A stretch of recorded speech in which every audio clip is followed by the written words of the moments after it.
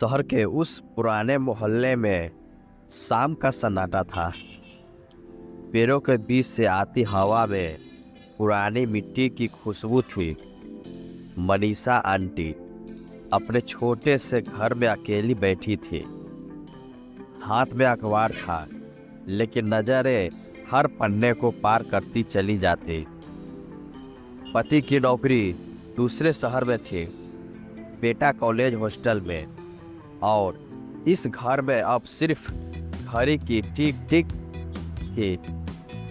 उस दिन washing machine से अचानक अजीब सी आवाज आई, टक टक टक। मनीषा चौंक पड़ी। मशीन रुक गई, अंदर कपड़े फंसे रह गए। हाय राम, अब ये भी खराब होनी थी आज ही। उन्होंने खुद खोलने की कोशिश की, मगर मशीन जिद्दी निकली। उन्होंने सर्विस सेंटर का नंबर मिलाया। हेलो, हमारी वॉशिंग मशीन खराब हो गई है, जरा कोई भेजिए। फोन के दूसरी तरफ से जवाब आया, मैडम 1 घंटे में लड़का भेज रहे हैं, आरब नाम है। करीब 1 घंटे बाद दरवाजे की घंटी बजी।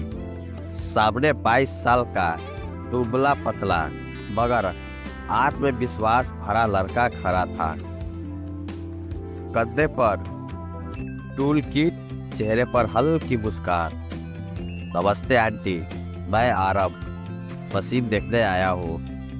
आओ बेटा, अंदर आओ, मनीषा ने कहा। आरब जूते उतार कर अंदर आया। मशीन के पास झुक कर देखने लगा।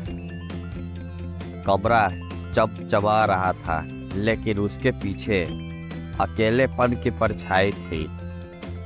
काफी पुरानी है मशीन, आरब ने बोला, पर घबराइए मत, मैं देख लूंगा। तुम्हें ऐसे काम में दिक्कत नहीं होती? मनीषा ने पूछा। दिक्कत तो होती है आंटी, आरब हंसकर बोला, लेकिन जिम्मेदारी दिक्कत से बड़ी होती है। मनीषा मुस्कुराई।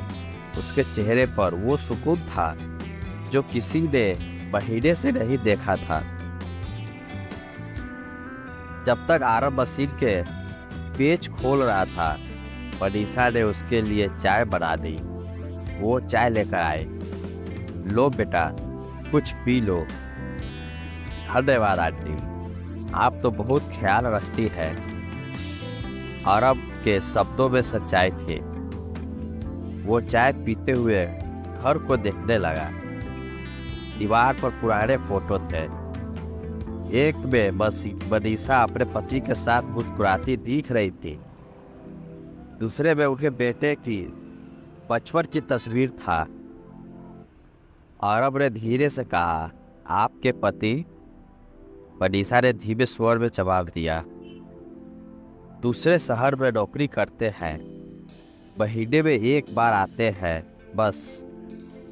आरब ने सिर झुका लिया। उसे महसूस हुआ कि इस घर में सब कुछ है, मगर किसी का होना नहीं है। थोड़ी देर बाद मशीन ठीक हो गई।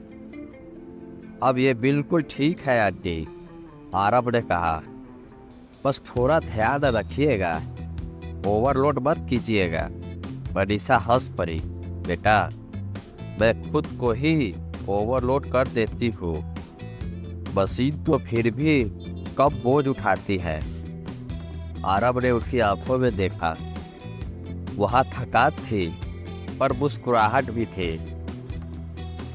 आपके मुस्कुराते रहना चाहिए आंटी, उसने कहा। मनीषा के होठों पर हल्की सी हंसी आई। तुम्हें मेरी फिक्र क्यों हो रही है? पता नहीं, आरब बोला, शायद इसलिए क्योंकि आपकी मुस्कान बहुत सच्ची है। उस दिन के बाद मनीषा बार बार उस मुस्कान को याद करती रही। एक अनजान लड़के ने पहली बार उसके अकेलेपन की दीवार में दरार डाली थी। सामे अब सुनी नहीं रहती थी। वो सोचती, कितना अच्छा था वो लड़का। 3 दिन बाद मशीन फिर आवाज करने लगी। उन्होंने जानबूझकर वही सर्विस सेंटर में फोन किया। वो पिछली बार वाला लड़का भेज दीजिएगा, आरव नाम का था। जी मैडम, आज ही भेजते हैं। आरव फिर आया, फिर से खराब हो गई। उसने मुस्कुराकर पूछा, पता नहीं, शायद मुझे ही रिपेयर करवाने की आदत लग गई है। दोनों हंस पड़े। इस बार मनीषा ने उसे खाने पर रोक लिया। इतना अच्छा खाना तो माँ बनाती थी। आरव ने कहा, अब बनाऊंगा तो रोज आना पड़ेगा। मनीषा ने चुटकी ली। अगर आप बुलाए तो रोज आ जाऊं, आरव ने जवाब दिया। उस बात में जो मासूमियत थी, उसने मनीषा के भीतर कुछ हिला दिया। वो कई रातों तक सो नहीं सकी। दिल कहता, ये रिश्ता गलत नहीं, बस अनकहा था। धीरे धीरे आरव उसके घर का हिस्सा बढ़ गया।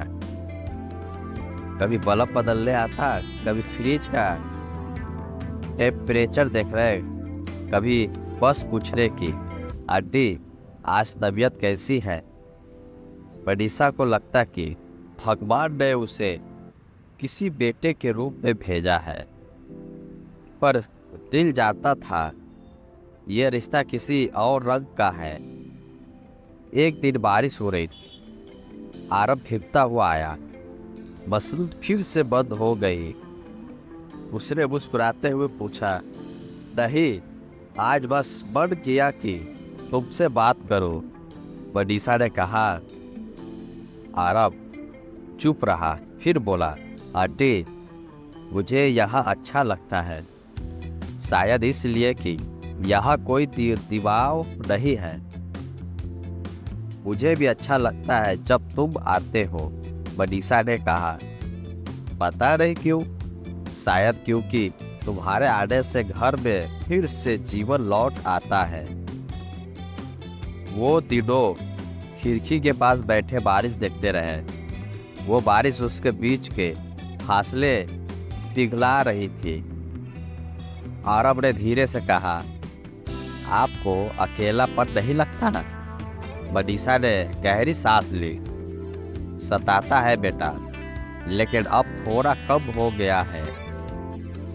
उसके शब्दों में जो अपनापन था, उसने आरव को रोक दिया। वो कुछ कहना चाहता था, मगर कुछ भी कहना उस पवित्र रिश्ता को तोड़ देता। समय बीतता गया। आरव अब रोज आने लगा, कभी टीवी ठीक करने, कभी खिड़की लगाने, पर असल में दोनों अपने दिल के टुकड़ों को जोड़ने लगे थे। मोहल्ले वालों की नजरें उसने लगी। कभी कभी फुसफुसाते सुनाई देती, वो लड़का रोज आता है मनीषा के घर। मनीषा परेशान होती, पर फिर सोचती, अगर इंसान सच्चा है तो दुनिया की परवाह क्यों करे। एक दिन आरव ने कहा, आंटी मेरा ट्रांसफर दूसरे शहर में हो गया है। मनीषा के चेहरे से रंग उड़ गया। कब जा रहे हो? कल सुबह। वो रात दोनों के लिए भारी थी। मनीषा की आंखों से नींद गायब थी। कितना अजीब होता है ना, जिससे मिलकर हम मुस्कुराना सीखते हैं, वही हमें रुलाने की वजह बन जाता है। सुबह आरव आया। हाथ में एक छोटा सा गिफ्ट बॉक्स था। ये क्या है? मनीषा ने पूछा। आपके लिए एक छोटी सी घड़ी, ताकि आपको समय का एहसास हो और मुझे आपकी याद। मनीषा ने घड़ी को थामा, और अगर ये रुक गई तो समझिएगा मैं लौट आया हूँ। आरव मुस्कुराया। उसकी आंखें भीग गई। वो कुछ बोल नहीं पाई, बस कहा, जिंदगी में कभी पीछे मत देखना आरव, लेकिन अगर कभी थक जाओ तो यहाँ आ जाना। ये घर तुम्हारा है। आरव चला गया। मनीषा कई दिनों तक खिड़की पर बैठी उसे याद करती रही। घर फिर से शांत हो गया। लेकिन उस शांति में अब एक मिठास थी, क्योंकि अब वो अकेली नहीं थी। उसके दिल में आरब का अपनापन बसा था। हर सुबह जब वो खड़ी देखती तो मुस्कुरा देती, अभी तो चला रही हूँ, मतलब वो ठीक है। महीने बाद दरवाजे की घंटी बजी। मनीषा ने दरवाजा खोला। सामने वही मुस्कान, वही आंखें। आरब, तुम? मशीन फिर से खराब हो गई होगी शायद, उसने हंसते हुए कहा। मनीषा की आंखें भर आई।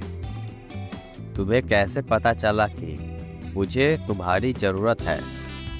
क्योंकि कुछ रिश्ते रिपेयर नहीं होते, बस निभाए जाते हैं, आरब ने कहा। उस दिन के बाद आरब फिर नहीं गया। अब वो हफ्ते में 2 बार आता। कभी किताबें लाता, कभी फूल, कभी बस चाय पीने बैठ जाता।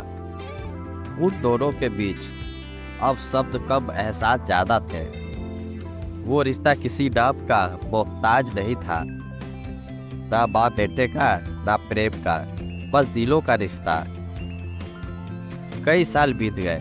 मनीषा बुढ़ी हो गई। आरब अब पुरानी अपनी दुकान चलाता था। वो अब भी उसके घर आता, कभी मरम्मत करने, कभी बस हाल पूछने। एक दिन मनीषा बोली, आरब, जिंदगी की मशीन भी कभी कभी अटक जाती है। आरब मुस्कुराया, तभी तो मैं हूं ना रिपेयर करने। और उस दिन मनीषा ने उसकी ओर देखकर कहा, तुमसे मिलकर जाना कि टूटे हुए दिलों को भी कोई ठीक कर सकता है। कभी कभी कोई अनजान व्यक्ति हमारी जिंदगी में यूं ही चला आता है। वो कुछ चीजें ठीक करने आता है, पर चला जाता है हमें अंदर से सही करके। रिश्तों को हमेशा नाम की जरूरत नहीं होती, कभी कभी सिर्फ सच्चाई और अपनापन ही काफी होता है। धन्यवाद।